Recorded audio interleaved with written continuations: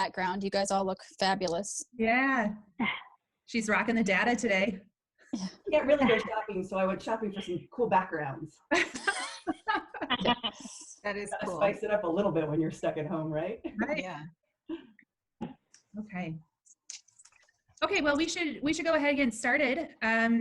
Thank you everyone for joining us today. I am Amanda Prochaska. I am the CEO of GWPP, or Global Women Procurement Professionals, and we're glad that you could join us today for this very important conversation all about data. So I'm sure all of you have been using your data in certain ways over the crisis, and we're going to share some great examples of best practices and how data can not only help you through this crisis, but then also help you become a better storyteller. So we are really looking forward to the conversation today. Before we get started, I wanted to share a little bit about GWPP and take a moment to thank our wonderful sponsors. So if I could go forward, that would be great. Okay, so what is GWPP? So GWPP is all about helping and empowering women to live their best careers within procurement. So we do that through various different ways. Before the crisis, you can see this lovely picture. We were down in Houston. We would get women together to talk about their careers and how they brand themselves and important topics like what we were talking about today. When the crisis hit, we switched to more virtual events like everyone else did in this world. And we are happy to be able actually to bring more frequent events to our global women in procurement organization. And the benefit of virtual has been that we can now have people truly from all around the globe attend our events. So we're hopeful that through conversations like these that we can help women bring more value to procurement organizations and their stakeholders day in and day out. So we're glad that you are here. So behind the brand, we are a fairly new organization. So I love going through this and explaining the hummingbird because it is such a powerful representation of all women in procurement.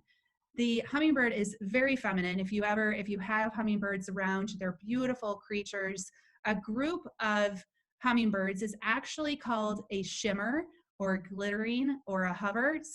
Or even a tune, which are all beautiful things to think about. And we encourage women all across the globe to get your shimmer on each and every day.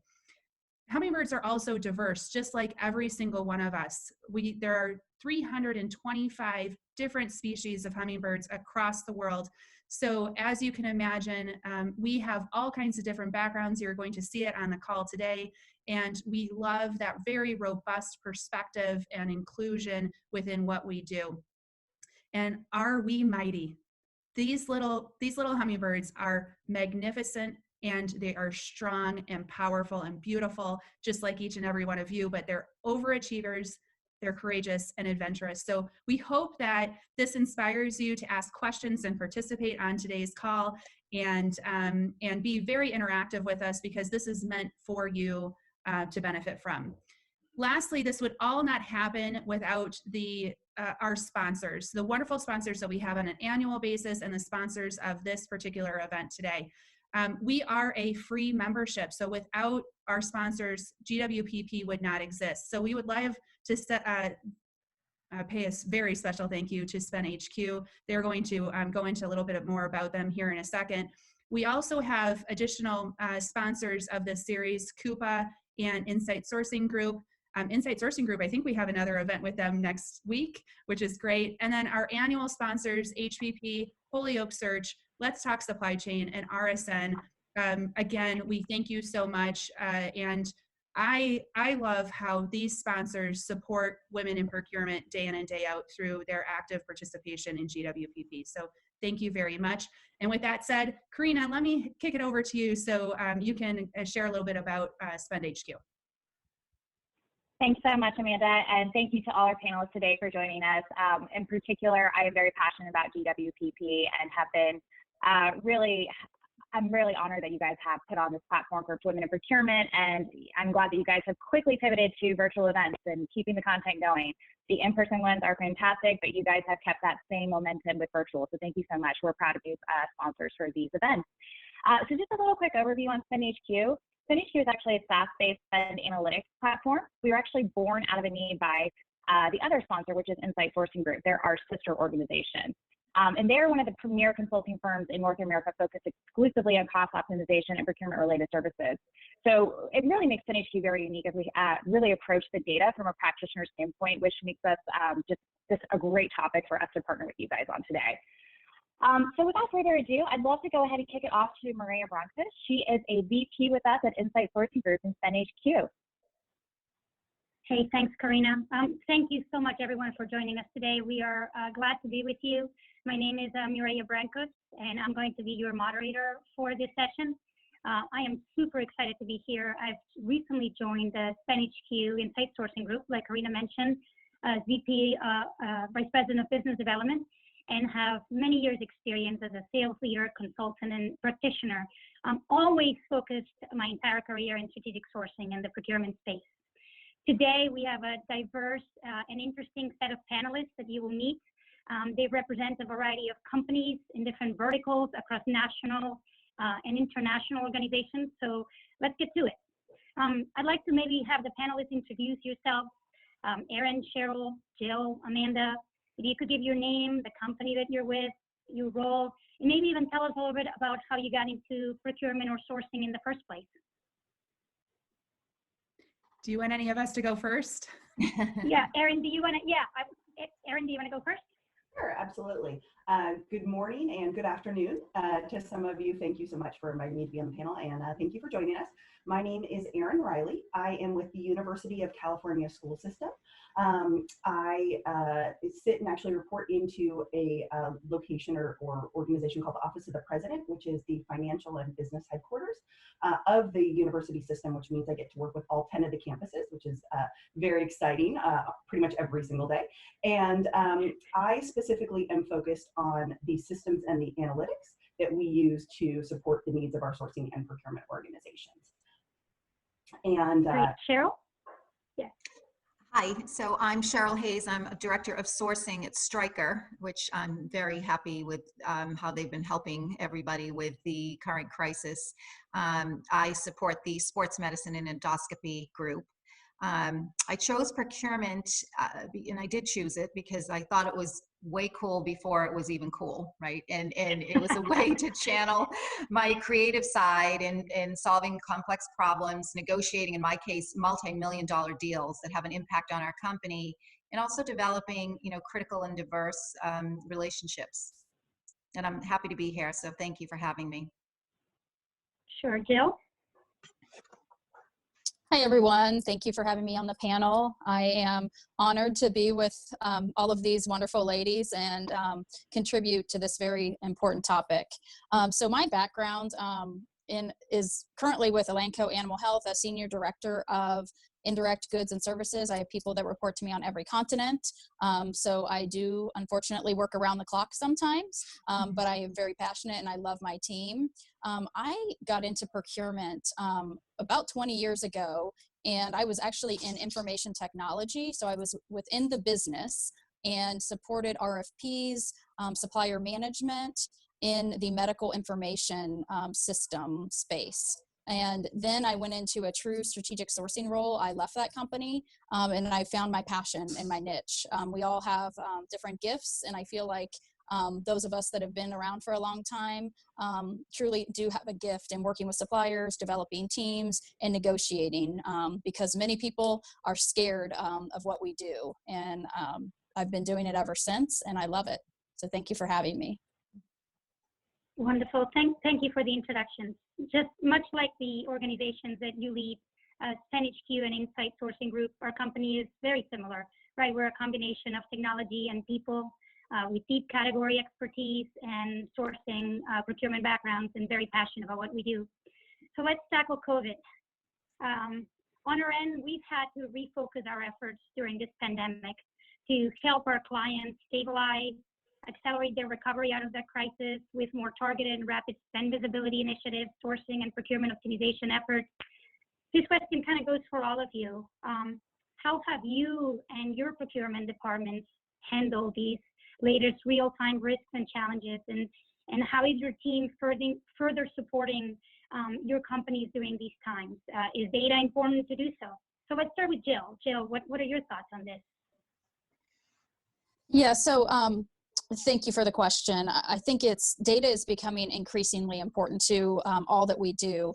At Elanco, we went public in 2018, so we are still in the midst of separating from our previous parent. So we're in a unique position because we still share the ERP system with our previous parent, and we're implementing our own ERP system.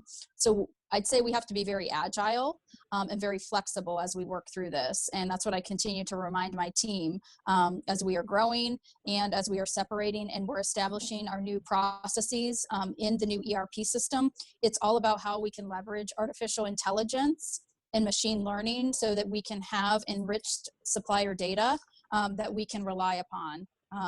And it's very important for us to share that information. We're still a bit old school, and many organizations that I've been part of are slow to change, and we probably all experience that. So how can we apply our learnings through this crisis so we can have access to contract metadata, whether that's force majeure language, payment terms, ensure that we're paying our suppliers on time, because so many companies are trying to extend payment terms, but many of our suppliers are critical to reaching our revenue goals. We have to pay them on time, and in some cases we need to pay them earlier.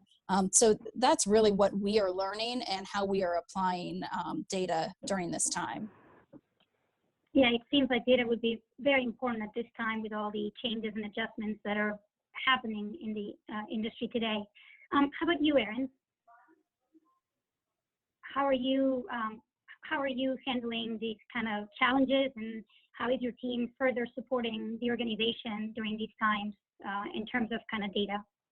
Yeah, so, well, in terms of data, we're really looking at a couple different things. Near term, or right now, we had to shutter basically and close down all of our campuses, right? Get the kids home. UC is a very big research institution, so shutting down those labs and everything. And it really became about the near term, the sanitization, the PPE, a little bit of food. We couldn't find food, some staffing and other things. So we really started taking a look at what we were spending with key suppliers, leveraging those relationships and trying to really see what we can do to get our hands on what we needed. We were competing against everyone else, right? And I would definitely say that this exposed gaps in our data, right? So our normal processes, our day-to-day was not day-to-day anymore. So we had different questions than we normally ask ourselves. And I think one of the things that also really came out of it is we as an organization had thought through some of the things that we might do at one location or the next if the supply chain went down, but not if our entire, UC full organization supply chain went down, and then also not the world. So really looking at our spend, and we did a lot of really focusing in on those key categories that I had mentioned and assessing a red, yellow, and green to the availability of the product, the suppliers we were working with, and the lead times. And not so much data exactly, but one of the things that has really been key through this for us is communication, right? So communicating out that data and sharing that data, which is something that I would advocate is just as important as actually having the data to make the decisions, right? And so that was really key. We started hosting daily calls and just getting out and sharing things. We only had so much bandwidth. We had certain people had pockets of data here and there, or they'd hear from suppliers. And so getting on those calls and just everybody sharing what they knew was very, very key to what we're doing. I do think we will be looking at new sources of data as we move forward, right? We were pretty comfortable in where we are, and now we have a lot more questions that we need to go search out the data for. And since we're strictly indirect procurement, it's not a pretty sight. So we'll have some opportunities in front of us with that. How about you, Cheryl? So are you kind of feeling the same? Yeah, I think it's more about the lack of data. I only worked for one company where they actually had a risk mitigation tool, that you could perform stress tests with your suppliers and that type of thing. So one of the things that I did first at Stryker, has just sent out a pulse survey. You know, how are you paying your suppliers? Are your lines down? Are you getting, you know, your materials downstream? Kind of red, yellow, and green coded, like Erin had mentioned, you know, very manual, just to get a pulse, get some kind of information, because the last thing we want to do is introduce more risk, right? So we need to watch these suppliers, particularly the smaller ones. We have to think about, you know, devising risk mitigation strategies with these suppliers. We are, as we're negotiating contracts now, we're making sure that there's language in there that these suppliers have risk, you know, plans, because many of them don't. They're just as unsophisticated in that space as many of our companies are, right? And then we have to, you know, figure out how to measure that health of our suppliers. What does that mean? You know, if they're red, you know, how critical is that? You know, what does that red mean? So we are in the midst of it now. There'll be other crises, whether it's a health crisis or something, there will be other crises. So this isn't going to go away, and we all have to be more robust in getting that data. Yeah, absolutely. And we do have a question. Rob is asking, what are some trends, strategic or tactical, that you've been finding in purchasing during this time, specifically in IT? I know you're very familiar with this space. So Jill, what are your thoughts on that? Yeah, could you repeat the question, Maria? Sure. What are some trends, strategic or tactical, that you've been finding in purchasing during this time, specifically in IT? Yeah, so it's funny that, Rob, you asked that question, because IT has been one of the most sensitive spaces for us during this crisis globally. As I mentioned, we are separating from a previous parent, and it's increasingly important for us to have access to technology and ship equipment. And many of our providers have not been able to ship equipment, and that has become very difficult as everyone is working from home and does not have access to offices around the world. So we have had to find backup suppliers, backup manufacturers, backup distributors for laptops, for iPads, for iPhones.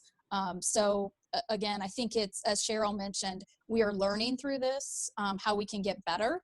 And it's a tough test to learn, and we will be tested again, over and over again. So how can we be resilient through this? And, you know, we have been able to find those backup sources, but without having the data readily accessible, it's been a test.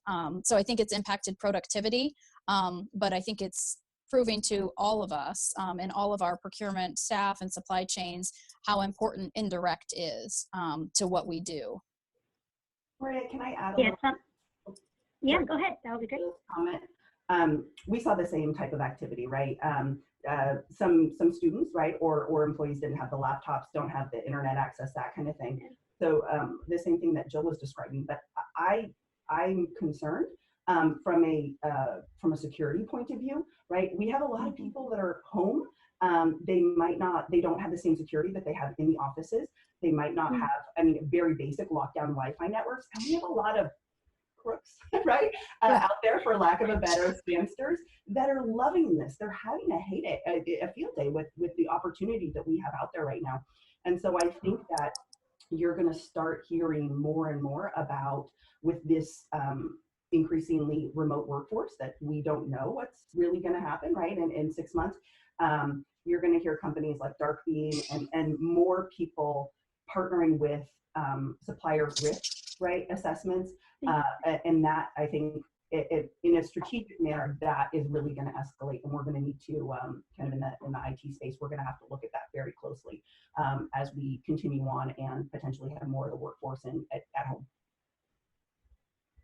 Yeah, Erin, I would tend to agree with you in terms of, I think supplier risk has always been a topic in which people have always said it's important, but have never given it maybe as much attention as it should have had. And now it's coming to the forefront of how important that is in organizations, and having a strategic plan for risk, and supplier risk in particular. Erin, now that you were talking about this, you know, one of the things that we were curious about is, I mean, how do you plan to continue to use this data to support kind of this changing environment in universities? Because come this fall, we're not really sure, right? There's a lot of talk that universities may not return to a physical location and classroom instruction, and that will absolutely change the landscape of education as we know it today. So what are you and your teams doing to accommodate for that? That's a big challenge. Yeah, so I think the wonderful news for UC is we have a lot of smart people at our disposal that is working on this problem right now. Right? So, procurement, nobody's looking across the table at procurement saying, "What are you doing about this, guys?" Right? Yeah. So, we have access to the health. We have a huge health system. We have a huge risk department, multiple, right? And so we are working with all those other departments to jointly craft a plan to see what we can do. I think it was last Tuesday, it was pretty big news that the California State University system is going to be almost virtual, almost exclusively virtual this fall. We are a different system than they are, a little known fact, but we due to the amount of research that we have, we really need to reopen our campuses. And so the current thinking, and probably what will happen, is we will have a hybrid approach come this fall. So we will have some in person, some distance, general guidelines, but working with individual students that might be higher risk, or professors, or whatever that is. And so what we're doing right now is really looking and trying to work with all those other departments, all the campuses, to figure out what our plan is, right, to go back. And I think procurement is really, one, everybody wants an answer, but procurement is really attempting to drive the conversation and say we need answers sooner rather than later. You can't show up August 1st and expect the kids back in 2 weeks and want, couple 100,000 thermometers, right? It's not going to happen. So we're trying to drive the conversation to say, what do we need now? Our suppliers really want to know, what do we need now? Or what do they need now, right? Where are we going? So we're trying to figure out, from a data perspective, very focused. We're trying to figure out how many people are going to be on campuses, right? We don't know. So it's not going to be, if you think about each college campus near you, it's like a little city. We don't really know what that means. And even if we're open, do people want to come back? And what are we doing in terms of housing and food and the classes? Like we have we're pretty much at the foregone conclusion that the professors are not going to be standing at the door taking temperatures, right, as the kids walk in. That's not a reality. So what does it mean? So how many people are going to be on campus? What is our forecasted demand, right? Jump in. What do we need? That couples with what's our plan for the availability of masks, sanitization, the temperature, the traceability. How are we going to do all that? Even food, right? If we don't have the kids, are we going to feed them? Are we opening the dorms? Are we opening the food outlets? What does that really mean? We know when people come back, as people were departing campuses and people are going to come back, it's human nature to place those orders and get your lab stocked and your office stocked, but that's not what's in the best interest of all. So because we have such a decentralized purchasing, we're so decentralized and numerous in our purchasers, we have to figure out a way to have adequate stock on hand, but not have 1,000 places where everybody's hoarding the stock that they think they need for the fall flu season, right? So we're trying to take a look at that. We are very actively managing the lead times. So we're getting reports a couple times a week to look at what the lead times are for PPEs and masks and all the stuff that we're looking at. And then one of the things that we've looked at, but I think we're going to have to put an increased emphasis or kind of dive in a little bit deeper, is open orders. As I mentioned, we've got a lot of people that are ordering for their specific lab or their specific office, but what if we need that stuff for the campus police, right? Or the student health center? And maybe, the order for that lab went in earlier, but, how do we manage and work with the suppliers to say, yeah, slide that down, or we can get it at a central storehouse, or make that storehouse more available. We've set up, one of our campuses set up, not necessarily like a catalog for PPE, but a place where, an ePro users could go, and it goes from the central storehouse. So how do we do that? So I would say we have elements that we know we need to launch in the fall, but I wouldn't say that we're at a complete and comprehensive plan yet. It's a several hours a day, every day. The talks are continuing, but we're just not quite at that comprehensive plan. But those are some of the data points that we're looking to help inform us and make those decisions. Great. And I think there was a question from Amanda from Sarah that came in on how do you manage your data across all platforms, across all campuses, right? Do you have a central platform to manage that? How is that happening? Yeah, so great question. We have 11 financial systems or ERP systems across the 11 locations. And we do have a central spend repository, which has really been invaluable in all of this, where we aggregate the spend, we normalize our supplier names, we classify our data at the item level if we have it, or use AI to take our best guess at what that might be. We have over $9 billion in indirect spend, and so it's very wide. I would say our quality of data is actually pretty good because we rely, most of our locations have pretty robust e-procurement, which gives us decent line item data. But you know, there are definitely opportunities with that. So we've been working with a spend analytics system for 8 years now. So it's pretty ingrained in our culture, and it absolutely has been critical for the planning that's gone into the last 2.5 months with the pandemic. Great. How about Cheryl? How about you? How have you leveraged technology to kind of earn a seat at the table and help make informed decisions during this global pandemic? Yeah, I mean, obviously there's the typical cost-cutting measures, right? Reduce travel, hiring, or no traveling and no hiring. Cash is king, so it's about cash preservation. But specifically for procurement, it's more about deferring costs and holding costs and cost avoidance when things like logistics costs are going up and labor costs are going up, and they become increasingly more important to pay attention to that. We need to work very closely with our suppliers and manage those. So a lot of the stuff that we're doing is what we've been spoken about here in terms of we're extending payment terms, we're pushing out orders, which I think most folks are probably doing, and the same is happening on the supply-based side. And so it's creating some churn. We're also very concerned, at Stryker, I just love them. I mean, first and foremost, they're concerned about us, their employees, and then, customers, and then, business continuity. And they're very concerned about the health of their employees, both physically and mentally. And and it's something that I've actually been able to project even to our suppliers. That's kind of the first question we're asking them. How's everybody doing? Are you finding, you having any cases of folks getting sick? Are you able to manage your production line while keeping everybody safe? So those conversations with our suppliers are very critical.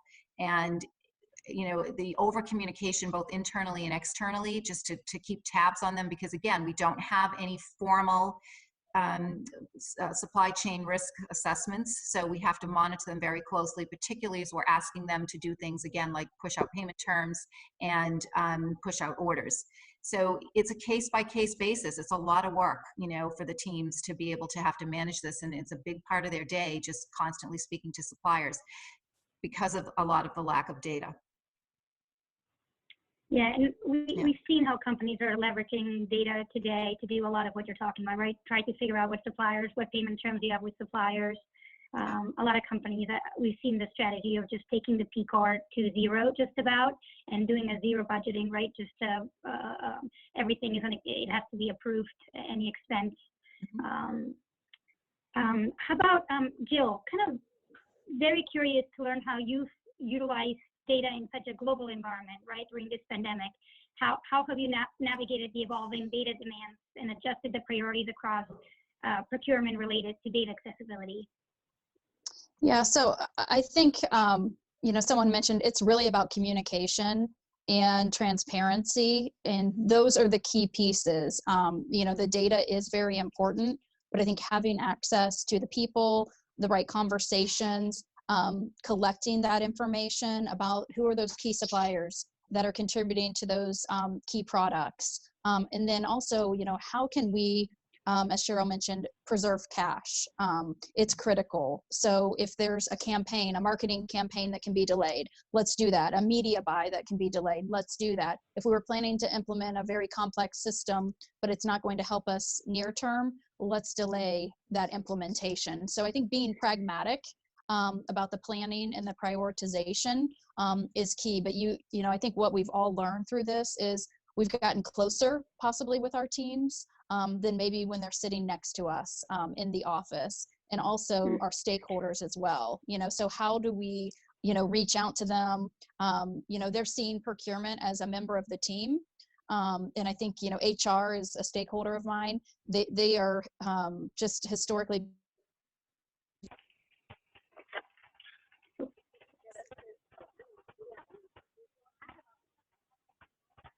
Hey, Jill, I think we're having a bit of trouble We hearing lost you, Jill. Yeah. We lost you for a minute there, Jill. Let's see.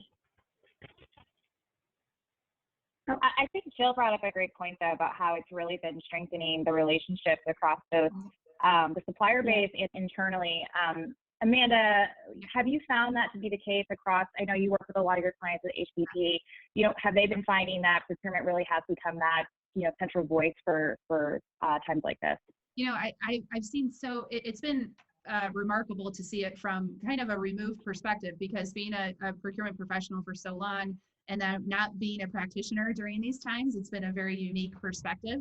But what I would say is that, yes, I'm seeing that procurement is becoming more front and center, and it's such a great opportunity for leaders to truly be born during this crisis. So if we can look at this as women in procurement as a great opportunity to rise to the occasion and to make a difference and really secure those stakeholder relationships and build those trusted relationships with your teams and your suppliers. I can't say that the people who are doing this well, they're going to have a lasting impact, not only on how we manage the crisis today, but well into the future. So that's what I'm seeing. I love seeing it from my perspective because, as you all know, I'm very passionate about procurement, and for procurement to have this opportunity to really show off what we can do it's a great thing. So yeah, so I loved Jill's comments. I was like really anticipating what she was going to say about HR because they're sometimes a very tough customer to manage. So and I think it's interesting that it's the lack of being able physically together that's brought us closer together, right? It's amazing how much closer we are now that we are not in the same space, and we have to make a conscious effort to get online and look at each other every day. Yeah, in a more intimate setting, really, right? The pretense is gone, it's with your hair in a ponytail or in your workout clothes, or so you get to actually know someone. It's been nice. Yeah, you're seeing my daughter. Yeah. Here. Yeah. Same here. Yeah. Amanda, I did have a question for you also, kind of as the CEO of HPP. I'd imagine that you are finding the needs of your clients kind of changing drastically. How have you advised them on how to use data in these times differently? So many of you mentioned your relationships with your suppliers.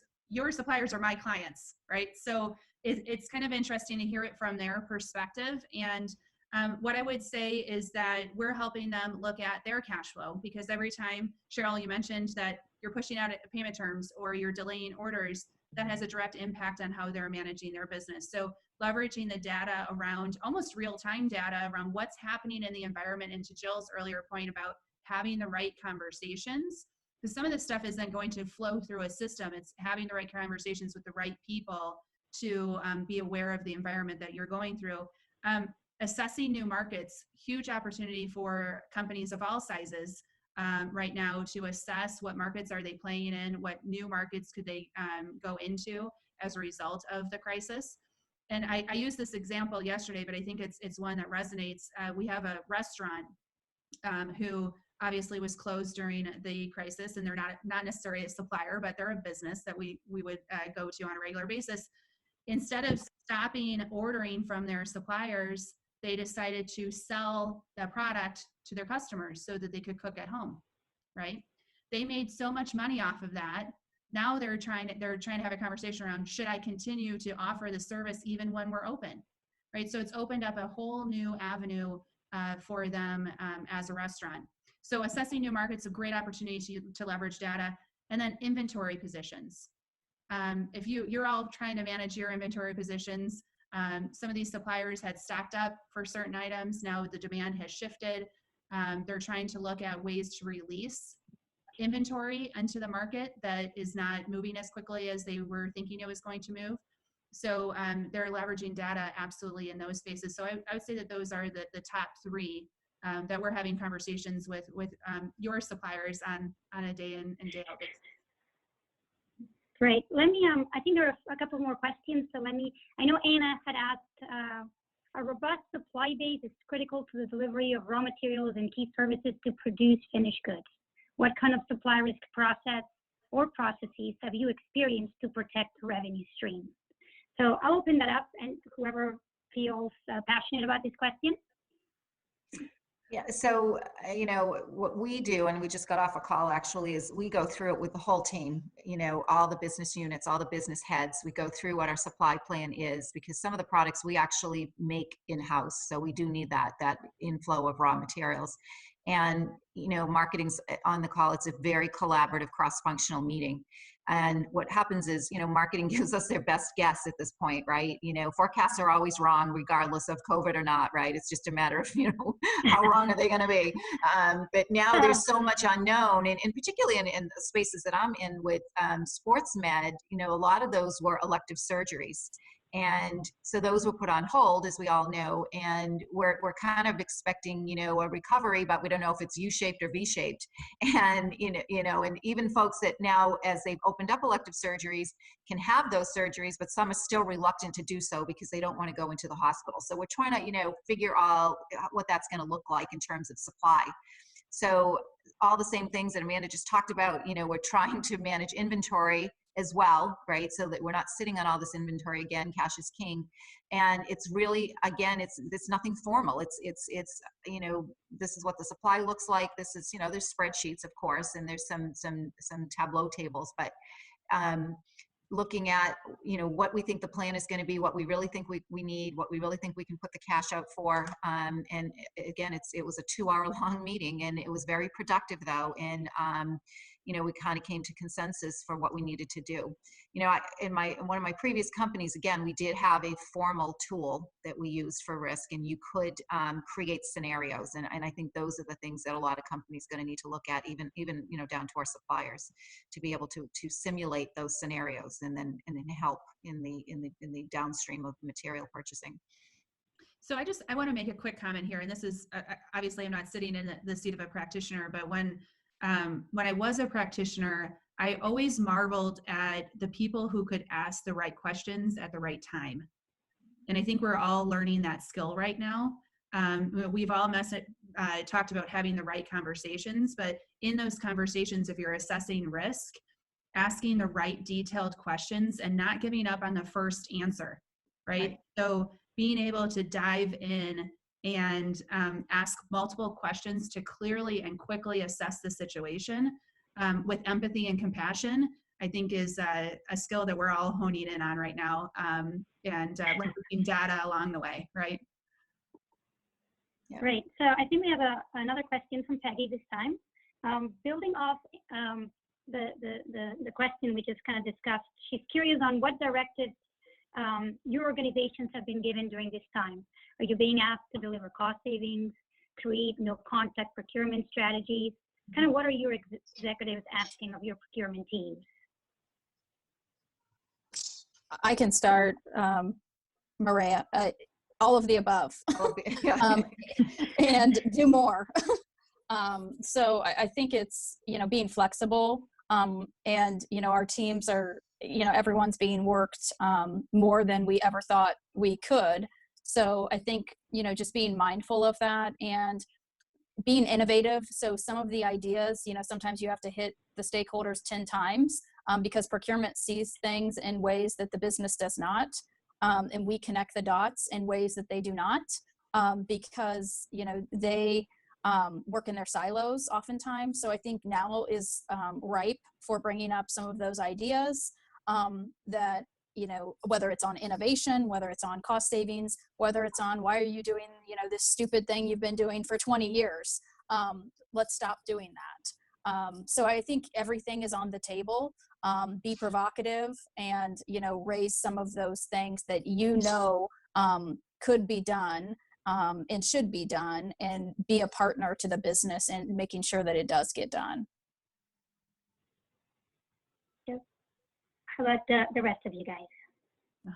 What have been asked? The same, similar? Yeah, again, it's all of the above and more, right? And I think more than ever, soft skills will come in play here, as Amanda alluded to. They're going to become way more important than some of the other things. I mean, typical procurement is always about cost savings, right? Cost avoidance, cost, but that's never going to go away. But what else can we bring what other value can we bring? And the value that we bring is the knowledge that we have, what's going on in the industry. You know, I love at Stryker, for example, that marketing is involved with procurement, and so with the general manager. So we understand their business, what their business needs, what their requirements are, what they're looking at. We work very closely with R&D. You know, that the cross-functional collaboration and the soft skills, I think, are going to be critical going forward, more so. So from a UC perspective, I think near term, I echo everything that Jill and Cheryl have said. In the near term, or in the past couple of months, it's really get our goods and services, right? We need stuff, get it now. You know, partnering with our hospital, you know, our student health centers, but how can we just get what we need, right? So, so delivery there. I think it also was, you know, we had been approached by the state about potentially using some of the empty dorms if we need overflow facilities for COVID or non-COVID patients. It was also, and that's a potential revenue, right, to help keep us all whole. It was also our food outlets were largely shuttered, right, because there was no demand. So we were approached by a food company to see if they could use our kitchens to help with their increased demand for prepared meals. So what can we do in this time to not only get what we need, cut the cost, but also generate some revenue? I think as we move forward, so that's been the last couple of months and kind of juggling what we have there. But as we move forward, we are, you know, of course, definitely looking at cost cutting like everybody else. So working with our key suppliers, renegotiating, but we really have to back up our campuses. So we've got, you know, one campus that is looking at about $100 a test, right? And they're estimating, and this is low, I don't know the frequency, but it's probably only once or twice, one or two tests over the next fiscal year, 65,000 tests. So we're broke. We can't layer on $6.5 million for testing, right? That's good for one point in time until somebody walks into a classroom and then what, right? So what does that mean and how do we do that? It's also supporting the working from home, right? So we have another campus in an extremely high rent area that's taking a look at their employee base. In the San Francisco Bay Area, there's a lot of people that do a lot of commuting, right? And do we really need to have that office there, right? And to be frank, UC has a lot of really expensive real estate, coastal real estate and city real estate, UCLA, UCSF, Berkeley. So is there something like a satellite office, right, where we can continue? Traditionally, we are not remote. Higher ed is not, you know, they want to see you in the office. But what does that mean? And are there different models that we can employ moving forward? So I think there's a lot of that. We are absolutely going to be pushed on the revenue side though as well. So what types of partnerships, you know, can we open? And then we also are really going to be pushed on the small and diverse business community. So they're getting crushed. And, you know, how do we, one of the, you know, key tenets of UC is teaching, research, and public service. So how do we do that? And what kind of innovation can come out of it? One of our campuses, when we couldn't get PPE, partnered with a local, almost like transitional living center. And we're putting those people to work generating PPE for their medical center. So, you know, what type of innovative ideas can we drive? So I think that's the longer term horizon as we're moving out. So not constricting our supply base too much, continuing to support small and diverse businesses, generating revenue and getting our darn campuses back up and safe so we can get back to work. So Erin, I would love to comment on the diversity aspect and the small business aspect, because that's kind of the world that I live in, right? So we've helped over 600 business owners right now get access to Paycheck Protection Program money. So that's what I've been doing with my time over the last 2 months, is helping as many business owners as we can to secure those funds so they can open back up when you open back up, right? That is our whole mission. And so it's been an interesting perspective for me, and I would love to just share one example with you. We have a business owner who's been in business for a long time. They're a commercial cleaning business, right? Kind of important if you're going to open back up your office to have your commercial cleaning business in business when you open. So I had a conversation with them. I was like, how's it been going with your procurement contacts or your clients? Are they reaching out to you? What are they saying? Are you having a lot of robust conversation with them? And he said, no, not really. And I was like, oh, so and I'm sure that we're starting to look on that because Erin, you said we had a secure supply, we had to do certain things. But as I look into the future over the next couple of months, it's understanding where there's a role to play with those business owners, particularly in the small and diverse space, to ensure that you still have critical access to their business and that they're going to be there for you when you open back up.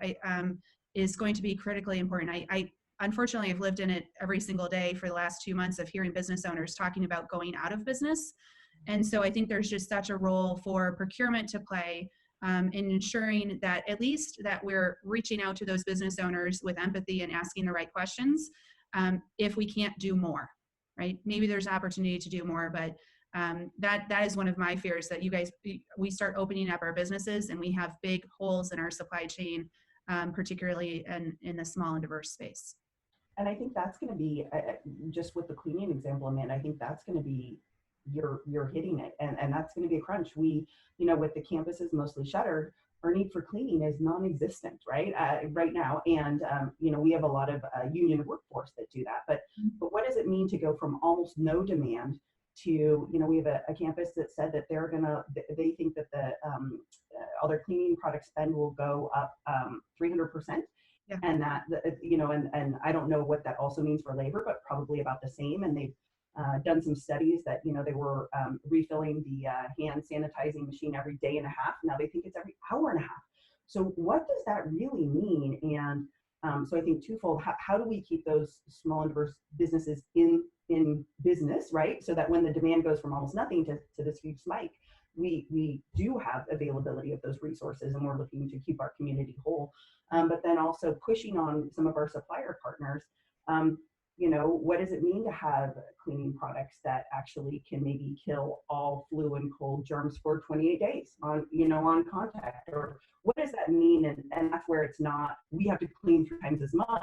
It's let's try and get smart about what products are out there that might remain on surfaces or whatever it might be. But like, what's the new technology that's coming out that we can leverage, so we can survive this, right? Right.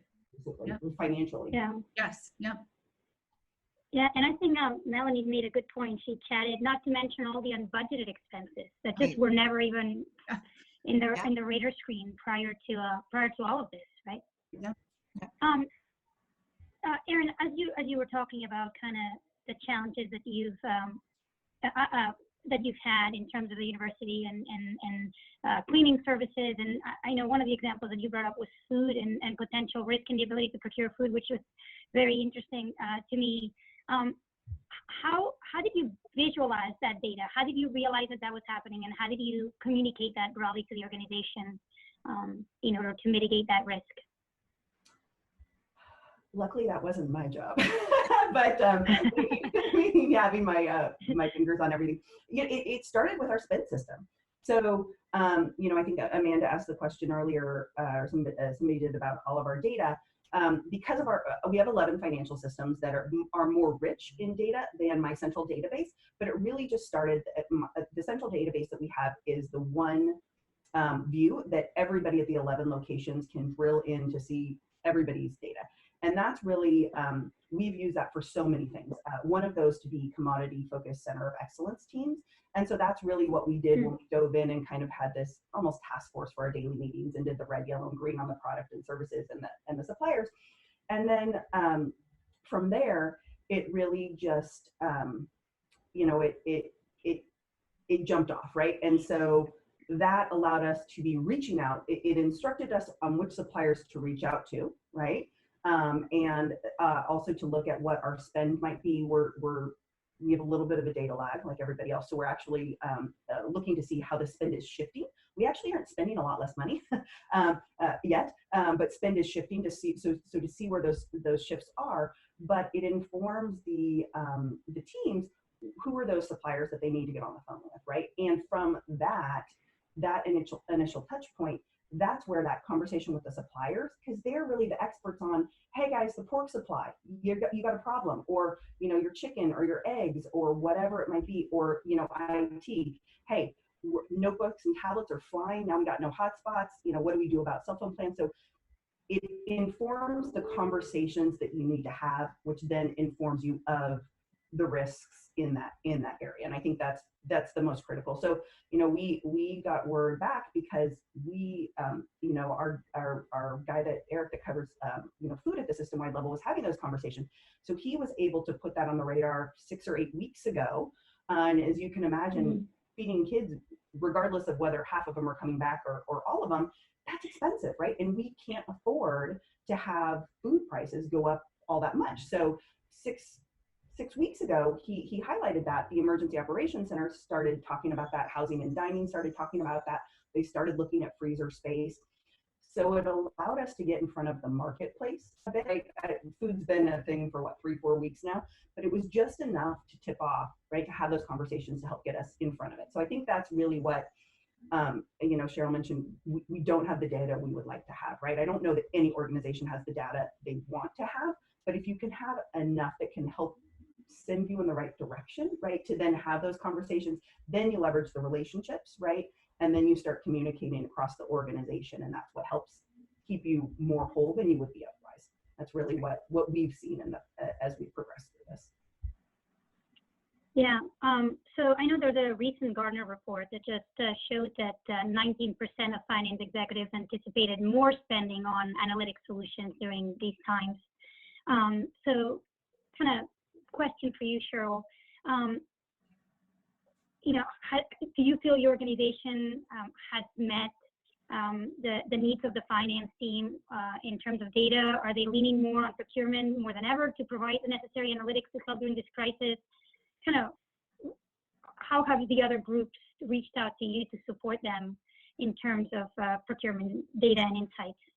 Yeah, not so much on the data side, right? More on the help with payment terms, help with pushing out orders, help with, you know, mitigating risk. That was actually a new ask. Typically in sourcing, it would be more the typical is making supply chain decisions, working with R&D, setting up the supply chain, working on the cost models, that type of thing. We do have several new groups that have just developed out of this. One is kind of not an IT group, but a risk mitigation group looking at tools, right, that we can actually deploy, or if we even have to build something ourselves, you know, to build it out. And to me, there's one thing about gathering data. The other thing is using that data to develop reports, right? You know, the output of that data is what's important, because a lot of times we have these tools, you know, you have SAP or whatever, and it can give you the information, but then you need to be able to have these reports or be able to analyze what that means, right? So we haven't, you know, where I am now, haven't been really asked from finance to deliver anything other than savings and cash preservation. But we're getting there, and this is, again, this particular crisis has highlighted the need and the importance of it. And as Erin was alluding to, I mean, or speaking to, actually, it's really about the collaboration and the relationships that we have, both internally and externally, and keeping that constant communication, because in lieu of not having that data, that's as close as we can get at this point. Mm-hmm. Great. So I think we're going to start wrapping it up. So I'd like to ask this final question to each of you. How do you feel procurement leaders, particularly in today's environment, can make the most impact by way of data? So Amanda, maybe you want to take this one first, but what are your recommendations? I would love to. So, and I think we hit on this a couple of things, or a couple of times. I really truly believe that now is the time where we can leverage data to truly tell the bigger story and help drive decisions. So Cheryl was just mentioning this, like, it's not about the data, it's about what you do with the data. And so what I'm seeing in the marketplace is that there is going to be such a push for having this data accessible to us, having the skill sets that we need to interpret the data and to tell that story around it. But then also that we have the correct systems in place to gather all the data that we need to make these quick decisions. So that's what I'm really seeing in the marketplace. But luckily, procurement's sitting in a pretty good position right now, because we're pretty darn good at all of that, right? We have maybe pockets here and here where we don't have the systems in place, but we've been leveraging data for a long time to do our jobs. So I think it's a refinement in our skill set, showing off what we can do to the rest of the organization, and providing that value add that everyone's looking for right now. Yeah, actionable analysis, right? Yes. we think about. How about you, Cheryl?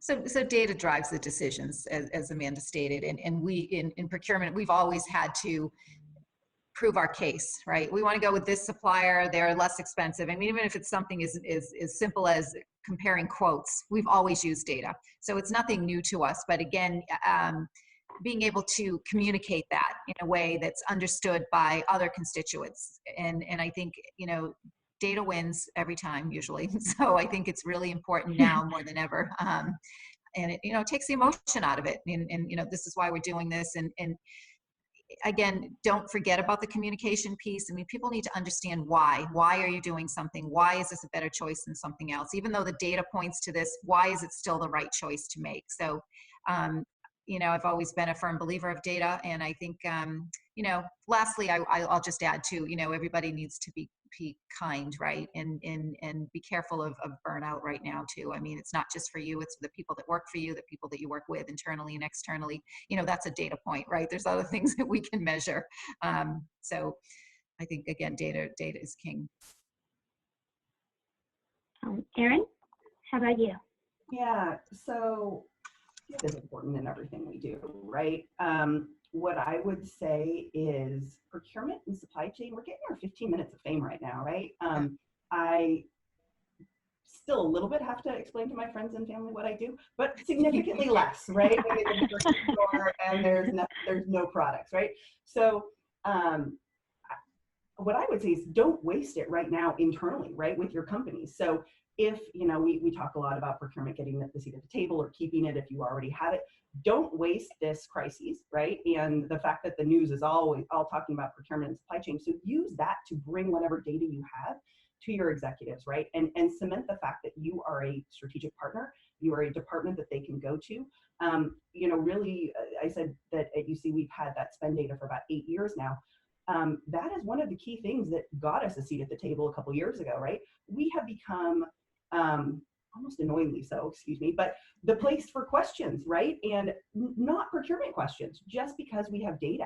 But the flip side of that is, hey, they're coming to us. They're not forgetting about us. We're not some just transactional shop. We are seen as a go-to place for information and, you know, and recommendations. And so use that, gather your data. And I think that's really, you know, kind of strategically what your vision should be for the data you have, whether it's good or bad. Everybody's struggling with data, right? Don't think that the department next to you has got a ton of it, right? Either. So take what you've got, make some insights. You know, most of us that are, you know, have a background in analytics hate all those assumptions, but you got to throw them in, right? Especially now. This is not something that we bumped up against, but so present your data, throw in your assumptions, and really look to provide some recommendations and insight into that. And don't waste this opportunity is really what I would say.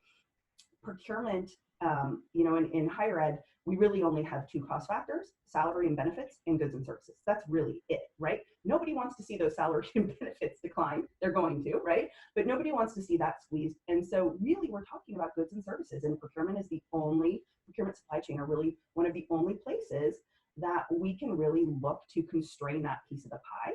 And so it's actually a really good time to be in procurement because there's a huge ROI, you know, argument to be made for investing in new technology, right? And increasing the team and making sure that you can do what you can to generate revenue and cost savings as we move forward over the next couple of years. Because let's face it, it's going to be another couple of years until we really figure out what all this is going to do and you know, there's an increase in funds. So use whatever data you have, use our 15 minutes of fame, and use whatever kind of data that you have, because, you know, while many areas are cost cutting, there's a ton of efficiencies that procurement can bring to the table through systems, through different operating models, and really use whatever you got at your disposal to start having those conversations as we move forward. So I think that's where the data is key. Yeah. Is just elevating the visibility and allowing, it opens the door to have those conversations. Perfect. Well, in the pesky pandemic. Right. And with this words of wisdom, we'll wrap it up today. Thank you all for joining. Thank you to our panelists for just a very dynamic conversation. And please feel free to reach out to any of us if you have any questions or want to learn more. Thank you. Thank you so Leah. much. Thank you. Thank you, Spend HQ, for Sure. sponsoring. Thank you. Yes, thank you. Bye. Bye. Bye, guys. Take care. Thanks, everybody.